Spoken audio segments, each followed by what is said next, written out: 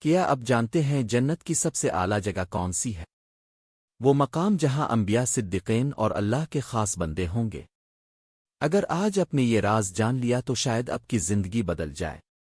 ناظرین، ذرا ایک لمحے کے لیے آنکھیں بند کریں اور تصور کریں ایک ایسی جگہ کا جہاں نہ کوئی غم ہو، نہ بیماری، نہ جدائی، نہ موت، نہ اندھیرا، اور نہ ہی دل کو تکلیف دینے والی کوئی چیز۔ ایک ایسی دنیا جہاں ہر طرف سکون ہی سکون ہو، خوشیاں ہی خوشیاں ہوں، اور انسان ہمیشہ ہمیشہ کے لیے راحت میں رہے۔ یہی وہ عظیم مقام ہے جسے جنت الفردوس کہا جاتا ہے۔ جنت الفردوس عام جنت نہیں بلکہ جنتوں میں سب سے بلند، سب سے خوبصورت اور سب سے عظیم مقام ہے۔ یہ وہ جگہ ہے جس کے بارے میں علماء نے بیان کیا کہ یہ جنت کا اعلیٰ ترین حصہ ہے۔ یہاں اللہ کے خاص بندے ہوں گے، وہ لوگ جنہوں نے دنیا میں اللہ کی رضا کے لیے صبر کیا، عبادت کی اور اپنے ایمان کی حفاظت کی۔ سوچئے، دنیا میں انسان ایک خوبصورت گھر، گاڑی، چند آسائشوں کے لیے کتنی محنت کرتا ہے، لیکن جنت الفردوس کی ایک نعمت دنیا کی ہر دولت سے زیادہ قیمتی ہوگی۔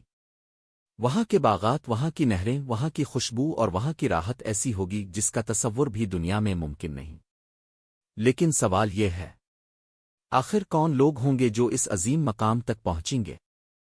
کون خوش نصیب ہوں گے جن کے لیے جنت الفردوس کے دروازے کھولے جائیں گے؟ ناظرین، اب سوال یہ پیدا ہوتا ہے کہ آخر وہ کون لوگ ہیں جن کے لیے جنت الفردوس جیسا عظیم مقام تیار کیا گیا ہے؟ کیا صرف خواہش کرنے سے یہ مقام مل جائے گا؟ اس کے لیے کچھ خاص اعمال اور قربانیاں بھی درکار ہیں۔ قرآن ہمیں بتاتا ہے کہ کامیاب لوگ وہ ہیں جو اپنی نمازوں کی حفاظت کرتے ہیں، فضول کاموں سے بچتے ہیں، سچائی کو اپناتے ہیں اور اپنے کردار کو پاک رکھتے ہیں۔ یہ وہ لوگ ہوتے ہیں جو دنیا کی وقتی خوشیوں کے بدلے آخرت کی ہمیشہ رہنے والی کامیابی کو ترجیح دیتے ہیں۔ ذرا سوچیں، آج انسان دنیا کی چند سالہ زندگی کے لیے دن رات محنت کرتا ہے، دولت کے لیے، شہرت کے لیے، آرام کے لیے اپنی نیند تک قربان کر دیتا ہے۔ لیکن جنت الفردوس، وہ تو ایسی نعمت ہے جو ہمیشہ کے لیے ہے۔ وہاں نہ ختم ہونے والی خوشی ہے، نہ جدائی، نہ پریشانی۔ اللہ کے نیک بندے گناہ سے بچنے کی کوشش کرتے ہیں۔ اگر ان سے غلطی ہو بھی جائے تو فوراً اپنے رب کے سامنے جھک جاتے ہیں، توبہ کرتے ہیں، آنسو بہاتے ہیں اور معافی مانگتے ہیں۔ یہی وہ دل ہوتے ہیں جنہیں اللہ پسند فرماتا ہے۔ لیکن اب ایک اور سوال، جنت الفردوس کی نعمتیں آخر کیسی ہوں گی؟ وہاں انسان کیا دیکھے گا؟ کیا محسوس کرے گا؟ ناظرین، اب ذرا اپنے دل و دماغ کو اس منظر کے لیے تیار کیجیے، کیونکہ اب ہم جنت الفردوس کی ان نعمتوں کا تصور کرنے جا رہے ہیں جنہیں سن کر دل بے اختیار کہہ اٹھے، کاش ہم بھی وہاں پہنچ جائیں۔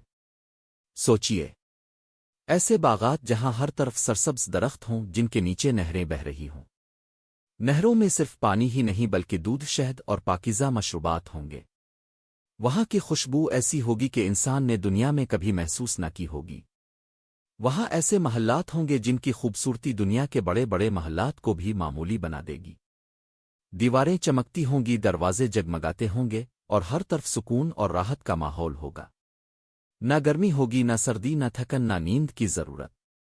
اور سب سے حیران کن بات یہ کہ جنت میں انسان جو چاہے گا وہ اس کے سامنے حاضر کر دیا جائے گا۔ کوئی حسرت باقی نہیں رہے گی، کوئی خواہش ادھوری نہیں رہے گی۔ ہر دن پہلے دن سے زیادہ خوبصورت ہوگا۔ لیکن ان سب نعمتوں سے بھی بڑھ کر ایک ایسی نعمت ہوگی جس کے سامنے جنت کی ہر چیز چھوٹی لگنے لگے گی۔ وہ کون سی نعمت ہے؟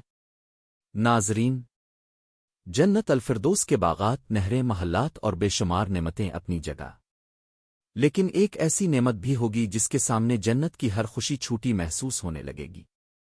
ذرا تصور کریں، اہل جنت اپنی نعمتوں میں مشغول ہوں گے، ہر طرف خوشی اور سکون ہوگا۔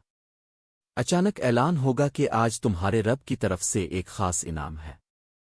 جنتی حیران ہوں گے کہ آخر جنت سے بڑھ کر اور کیا ہو سکتا ہے۔ پھر وہ عظیم لمحہ آئے گا، وہ لمحہ جس کا تصور بھی دل کو ہلا دیتا ہے۔ اللہ تعالیٰ اپنے خاص بندوں کو اپنا دیدار عطا فرمائے گا۔ اہل جنت اپنے رب کا دیدار کریں گے اور اس خوشی کے سامنے جنت کی ہر نعمت معمولی محسوس ہوگی۔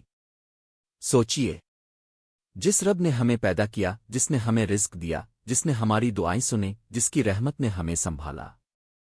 جب بندہ اپنے رب کا دیدار کرے گا تو وہ لمحہ کیسا ہوگا؟ اسی لیے نیک لوگ صرف جنت کی نعمتوں کے لیے نہیں بلکہ اللہ کی رضا کے لیے نیک اعمال کرتے تھے۔ لیکن سوال یہ ہے، ہم جنت الفردوس مانگیں کیسے؟ اور اس کے لیے کون سی دعا اور کون سا راستہ اختیار کریں؟ ناظرین، اب سوال یہ ہے کہ اگر جنت الفردوس اتنا عظیم مقام ہے تو کیا ہم اسے حاصل کرنے کی دعا کر سکتے ہیں؟ جواب ہے جی ہاں، اور یہی ہمیں سکھایا بھی گیا ہے۔ نبی کریم نے امت کو یہ خوبصورت تعلیم دی کہ جب اللہ سے جنت مانگو تو صرف جنت نہ مانگو بلکہ جنت الفردوس مانگو، کیونکہ یہ جنت کا سب سے بلند اور افضل مقام ہے۔ ذرا غور کیجئے، دنیا میں جب انسان کوئی خواب دیکھتا ہے تو وہ سب سے بہتر چیز حاصل کرنا چاہتا ہے، بہتر گھر، بہتر زندگی، بہتر مقام۔ پھر آخرت کے معاملے میں ہم چھوٹا کیوں سوچیں؟ جب مانگنا ہی ہے تو اپنے رب سے سب سے اعلیٰ مقام مانگیں۔ لیکن صرف زبان سے دعا کافی نہیں ہوتی، دعا کے ساتھ عمل بھی ضروری ہوتا ہے۔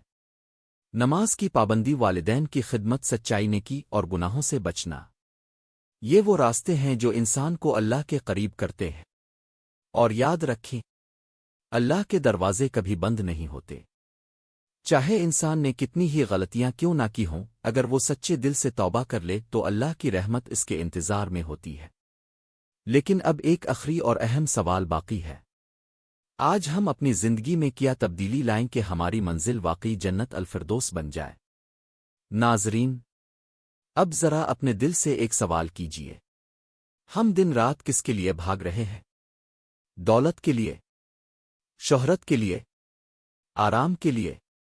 یہ سب چیزیں ایک دن ختم ہو جائیں گی، لیکن ایک چیز ہے جو ہمیشہ رہے گی، اور وہ ہے آخرت۔ ذرا سوچیں، دنیا کی زندگی چند سالوں کی ہے مگر آخرت ہمیشہ کی ہے۔